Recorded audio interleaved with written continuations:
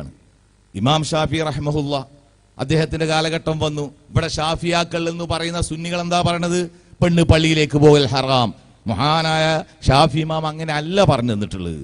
അദ്ദേഹം പറഞ്ഞു, ഒരു സ്ത്രീക്ക് ജുമാ നിസ്കാരത്തിൽ പങ്കെടുക്കാൻ സാധിക്കുകയാണെങ്കിൽ അതാണ് അവൾക്ക് ഉത്തമം എന്ന് പറയുക മാത്രമല്ല, അദ്ദേഹം പെണ്ണ് പള്ളിയിലേക്ക് പോവുകയാണെങ്കിൽ ഈ രൂപത്തിൽ പോവണം എന്ന് നിബന്ധന വെച്ചു.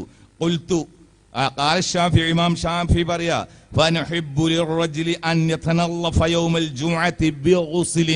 പള്ളിയിൽ പോകുന്ന പുരുഷൻ അവൻ കുളിക്കൽ അത്യാവശ്യമാണ്. അതുപോലെ തന്നെ മുടിയൊക്കെ അങ്ങനെ ഇങ്ങനെയും കോലം കെട്ടുണ്ടെങ്കിൽ അത് ക്ലിയർ ആക്കേണ്ടതുണ്ട്, നഖം വെട്ടേണ്ടതുണ്ട്, അതുപോലെ ദുർഗന്ധം നീക്കാൻ പറ്റുന്ന എന്തെങ്കിലും ഉപയോഗിക്കേണ്ടതുണ്ട്. അത്ര പൂശിയാൽ മതി, ബോഡി സ്പ്രേ പൂശിയാൽ മതി, പൗഡർ ഇട്ടാൽ മതി. മിൻ ജമീഇ ജസദിഹി, അവന്റെ ശരീരത്തിൽ എല്ലായിടത്തു നിന്നും. വഹാകദാ ഈ ഇബാറത്ത് ഒരൊറ്റ മൂല്യാരും ഒരു പള്ളിയിൽ നിന്നും ഒരു പ്രസംഗ സ്ഥലത്തു നിന്നും പ്രസംഗിക്കാതെ മഹാനായ ഇമാം ഷാഫി തന്റെ ഉമ്മിൽ, അദ്ദേഹത്തിന്റെ നസ്സുകൾ പറയുന്ന ഉമ്മിൽ വെക്കപ്പെട്ടത് അദ്ദേഹത്തിന് വേണ്ടി ഇമാം മുസ്നി അന്ന് എഴുതി വെച്ചത്, അത് ഒളിപ്പിക്കുക. ഇതുപോലെ ഞാൻ ഇഷ്ടപ്പെടുന്നു. ലിമൻ ഹളറൽ ജുമുഅത, ജുമുഅക്ക് ഹാളിറാവുന്നവർ, അടിമകൾ, കുട്ടികൾ, അതുപോലെ കുഞ്ഞുങ്ങൾ, അവരൊക്കെ ഈ പറഞ്ഞ കാര്യങ്ങൾ ചെയ്യണം. മുകളിൽ പറഞ്ഞത് ഇല്ല നിസാ, പെണ്ണുങ്ങൾ ഒഴികെ. പെണ്ണുങ്ങൾ പള്ളിയിലേക്ക് വരണ്ടെന്നല്ല പറഞ്ഞത്. പെണ്ണ് ഈ വിഷയത്തിൽ എന്ത് ചെയ്യണം? പെണ്ണ് വൃത്തിയിൽ പള്ളിയിലേക്ക് വരണം. എങ്ങനെ? മുതഗയ്യിറത്തായ റീഹിനെ മീൻ മുറിച്ച് ജുമാരിന് വരുമ്പോത്തിന് ചാറും ചോറുണ്ടാക്കി വെക്കുക. പെണ്ണുങ്ങൾ മാക്സി തുടച്ചേക്കും. ആ മണം മാറ്റണം.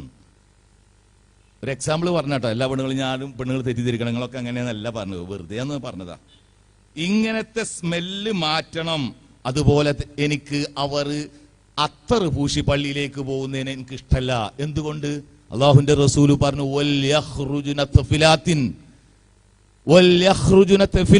സ്ത്രീ നീ പള്ളിയിലേക്ക് വരുമ്പോൾ ദുർഗന്ധം മാറ്റാനോ മറ്റോ ആണെങ്കിൽ പോലും അത്തറടിക്കാൻ പാടില്ല. അപ്പൊ അവൾ എന്താ ചെയ്യേണ്ടതെന്നാ ഷാഫി ഇമാം പറഞ്ഞ്, കുളിച്ച് വൃത്തിയാകുക, ദുർഗന്ധമില്ലാതെമാക്കുക.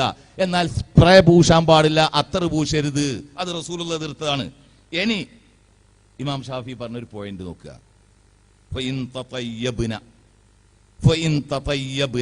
ഒരു പെണ്ണ് അത്തർ പൂശി ഞാൻ ചെയ്യരുത് എന്ന് പറഞ്ഞിട്ട് ചെയ്തു. അദ്ദേഹം അപ്പുറത്ത് പറയുന്നുണ്ട്, സിയാബും ഫാഖിറ, ആകർഷണീയ തോന്നുന്ന ഡ്രസ്സ് ധരിക്കരുത് എന്ന് പറയുന്നുണ്ട്. ഇത്തരം കാര്യം ചെയ്ത് ഒരു പെണ്ണ് പള്ളിയിലേക്ക് വന്ന് നിസ്കരിച്ചാൽ പോലും ലം യകുൻ അലൈഹിന്ന ഇആദത്തു സ്വലാത്തിൻ, ആ പെണ്ണ് പള്ളിയിൽ നിസ്കരിച്ച നിസ്കാരം മടക്കി നിസ്കരിക്കൊന്നും വേണ്ട. എങ്ങനെ? ആർഭാടമായ ആകർഷണീയമായ വസ്ത്രം ധരിച്ചാണ് വന്ന് പള്ളിയിലേക്ക് വന്നത്, അത്തർ പൂശിയിട്ടാ വന്നത്, സ്പ്രേ അടിച്ചാ വന്നത്. അങ്ങനെ വന്നിട്ടാണ് പെണ്ണ് ജുമാ നിസ്കരിച്ചു അല്ലെങ്കിൽ വേറെ വല്ലതും നിസ്കരിച്ചാൽ ആ പെണ്ണിന് നിർബന്ധമില്ല, ലം യകുൻ അലൈഹിന്ന ഇആദത്തു സ്വലാ, നിസ്കാരം മടക്കി നിസ്കരിക്കേണ്ടതില്ല. ഇതാരാ പറഞ്ഞത്?